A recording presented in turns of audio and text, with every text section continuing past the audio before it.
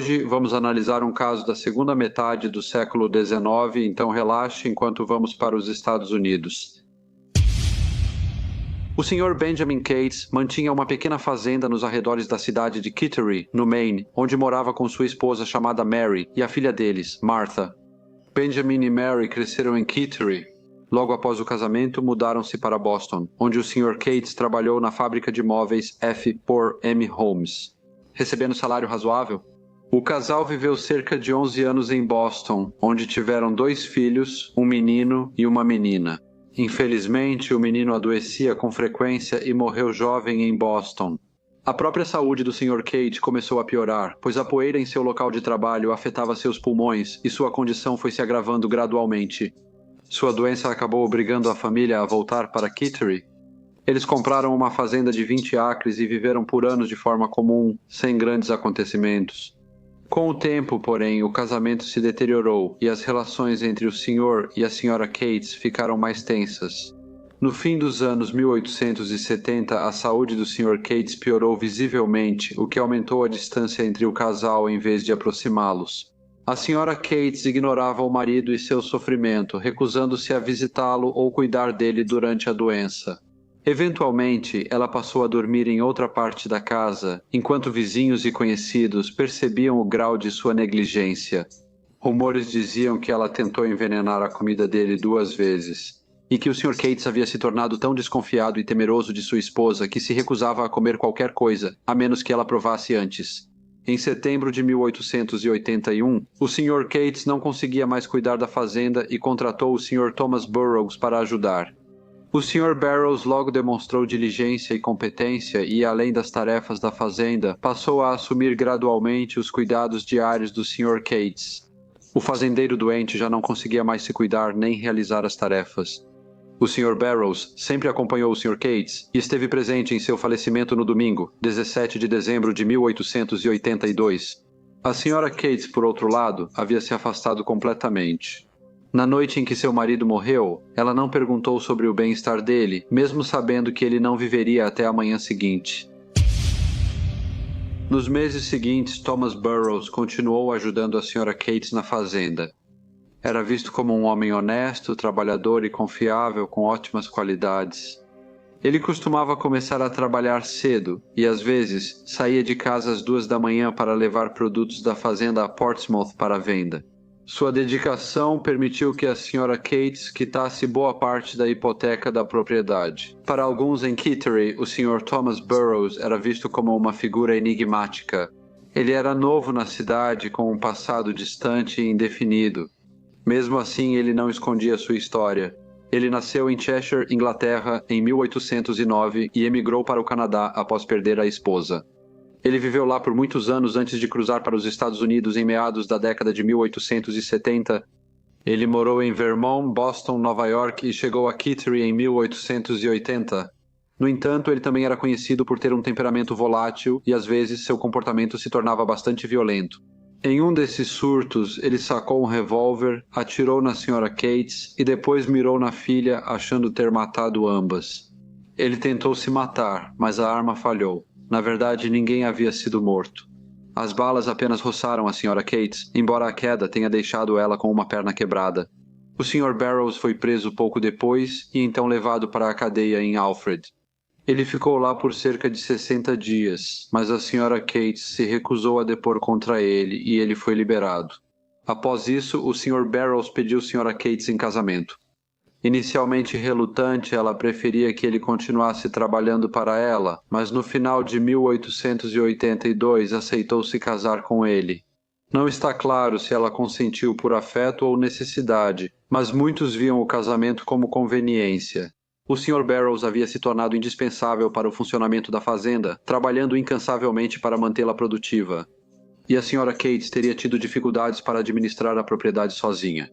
Porém, Maria Cates, agora Maria Burroughs, logo percebeu que seu segundo casamento era quase tão infeliz quanto o primeiro. A expectativa de conforto e estabilidade sumiu, e o lar voltou a ser marcado por tensão e insatisfação. Com o tempo, o Sr. Burroughs ficou mais ciumento e desconfiado, passando a ressentir qualquer visitante em sua casa. Sua maior hostilidade era direcionada ao Sr. Oscar Blaney, o noivo da filha da Sra. Burroughs, Martha. O Sr. Blaney era conhecido como jovem de ótima reputação. Por motivos nunca explicados, o Sr. Burroughs passou a ter forte antipatia por ele. Ele sempre insultava e menosprezava. O jovem proibiu-o de entrar na casa e ordenou à sua enteada que encerrasse todo o contato com ele. A tensão acabou se transformando em violência aberta, culminando em uma briga física entre os dois homens na igreja que ambos frequentavam. Assim, o Sr. Blaney precisava encontrar a jovem em outros lugares, como na casa do avô ou em outros locais. Apesar da oposição contínua do Sr. Burroughs e de seus esforços para separá-los, o relacionamento continuou. 9 meses depois, o casal se casou e foi morar numa pequena fazenda de 40 acres, a cerca de 2,5 quilômetros da casa dos Burroughs. Acreditava-se que a antipatia do Sr. Burroughs por Blaney era por questões de propriedade. Se o Sr. Burroughs sobrevivesse à esposa, a fazenda passaria para a filha da Sra. Burroughs, deixando o Sr. Burroughs sem nenhum direito sobre ela. Diziam que ele pediu que a esposa transferisse a propriedade para ele, mas ela recusou. A Sra. Burroughs conversou com a filha e o genro sobre o relacionamento infeliz em seu casamento e frequentemente reclamava do tratamento que recebia do marido. Amigos e vizinhos todos já ouviram dizer que ela desejava que algo acontecesse com ele, ou que ele fosse removido de sua vida completamente. Na quarta-feira, 14 de novembro de 1883, o Sr. Thomas Burroughs viajou para Portsmouth a negócios, como costumava fazer. Ele voltou para casa em Kittery por volta das 8 da noite e pouco depois, tiros foram ouvidos perto dali. Depois, Mary Burroughs e seu genro, Oscar Blaney, correram aos vizinhos pedindo ajuda e dizendo que Burroughs havia atirado em si mesmo. Quando os vizinhos chegaram ao local, encontraram o Sr. Burroughs deitado imóvel em sua cama e ficou claro para todos que ele estava morto. A Sra. Burroughs estava muito abalada e contou aos presentes que por volta das 20h25 ouviu tiros perto do celeiro. Ela contou que correu ao quarto e viu pela janela o marido atirando em si mesmo com um revólver. Com a voz trêmula, ela disse isso. Após alguns disparos, sua lanterna se apagou e ele caiu no chão. Mas ele conseguiu rastejar do quintal para dentro de casa e conseguiu chegar até sua cama, onde morreu, sem pronunciar uma palavra. Ela disse que depois disso correu para a casa da filha e pediu para o genro vir imediatamente. Quando eles voltaram e confirmaram que ele realmente estava morto, correram para buscar a ajuda dos vizinhos. Como o Sr. Burroughs era conhecido por se comportar de maneira estranha às vezes, muitas pessoas em Kittery estavam inclinadas a acreditar que ele havia tirado a própria vida. Durante um momento de perturbação mental, seu funeral foi realizado sem demora e seu corpo foi enterrado. No entanto, logo surgiram dúvidas entre quem conhecia bem a família. Vários vizinhos, cientes do estado infeliz do casamento, questionaram se um homem sofrendo ferimentos tão graves de bala poderia ter rastejado tal distância e se levantado na cama. Sem ajuda, essas dúvidas se recusavam a desaparecer. Perguntaram por que não houve investigação oficial, então o legista mandou exumar o corpo. Para que uma autópsia fosse realizada, a autópsia foi conduzida pelo Dr. Potter e revelou 5 ferimentos de bala. 3 eram superficiais, um na panturrilha direita, um que raspou a borda externa do quadril esquerdo e um que raspou a perna direita. O quarto havia estilhaçado o quadril direito, enquanto o quinto ficou alojado no cérebro, após ter raspado o braço direito. Como se o Sr. Burroughs tivesse erguido a mão para se proteger. O Dr. Potter concluiu que teria sido impossível para um homem causar tais ferimentos em si mesmo, ou rastejado do celeiro até a casa e subido na cama sem ajuda. Ele acredita que o tiro ocorreu dentro da casa, com o Sr. Burroughs sentado ou deitado na cama. Após isso, o promotor Higgins High, o xerife Gatchell e o delegado Beecham assumiram o caso. O Dr. Potter apresentou suas conclusões à Sra. Burroughs e destacou as inconsistências em sua história. Mas ela insistiu que sua versão do evento ocorrido naquela noite era verdadeira. Ao falar com a polícia, o genro da Sra. Burroughs, Oscar Blaney, relatou história semelhante. Ele disse que não sabia de nada até que a Sra. Burroughs o chamou, dizendo que o Sr. Burroughs tinha atirado em si mesmo. Vizinhos confirmaram que ele não saiu de casa naquela noite até ser chamado pela Sra. Burroughs. As autoridades locais seguiram investigando o ocorrido naquela noite, mas avançaram pouco. O promotor Higgins acabou telegrafando à polícia de Boston pedindo ajuda. Detetives logo chegaram a Kittery para dar continuidade ao caso. E quando eles entrevistaram a Sra. Burrows, ela repetiu a história que já havia contado, mas crucialmente agora acrescentou algumas informações adicionais. Ela afirmou que ouviu tiros perto do estábulo. Então ela foi para o quarto e olhou pela janela, onde viu o marido caído no chão. E, em seguida, ela foi imediatamente para o hall de entrada, saiu de casa e caminhou pela estrada até chegar à casa do genro. Ela disse que o encontrou sentado perto da lareira, tirando os sapatos, e pediu que fosse à casa dela. Ela disse que contou a ele, no caminho, que seu marido tinha atirado em si mesmo e estava grave. Ao chegarem, o genro entrou no quarto do marido, onde ele estava sentado na cama. Como havia ressentimento entre eles, o genro atirou mais 2 vezes no marido dela, que morreu. Na manhã seguinte, a Sra. Burrows foi levada à casa do Sr. Blaney, onde o detetive Wood falou com o jovem. Depois de algumas perguntas, ele desabou e escondeu o rosto nas mãos. Quando perguntaram se a história da Sra. Burrows era verdadeira, ele enxugou as lágrimas e disse com voz trêmula: "Acho que a maior parte é." Em seguida, ele deu um relato detalhado da tragédia. O Sr. Blaney relatou conflitos prolongados com o padrasto de sua esposa, que, segundo ele, tentou várias vezes impedi-lo de entrar em casa. Ele comentou sobre suas frequentes brigas e o que achava ser o desejo da Sra. Burrows de se livrar do marido. Ele disse que naquela noite finalmente decidiu tirá-lo do caminho. Ele contou aos detetives que, no sábado antes do assassinato, foi a Dover, New Hampshire, e comprou um revólver de 5 tiros, ação dupla. Ele comprou um cartucho e depois adquiriu mais 6 na loja de Wendell, em Portsmouth, ficando com 7 no total.